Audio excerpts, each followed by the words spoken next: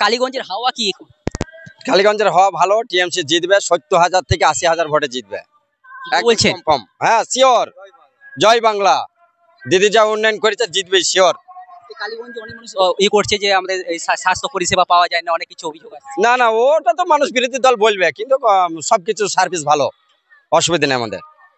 কত ভোটে জিতবে? 70 থেকে 80,000 ভোটে জিতবে। হ্যাঁ একদম কনফার্ম, দেখে নেবেন। ভোট চাইতে হবে না, 70 থেকে 80,000 ভোটে একদম শিওর জিতবে কনফার্ম। কে কোথায় পড়ে থাকবে, ছিটকে যাবে, কোনো খবরই থাকবে না।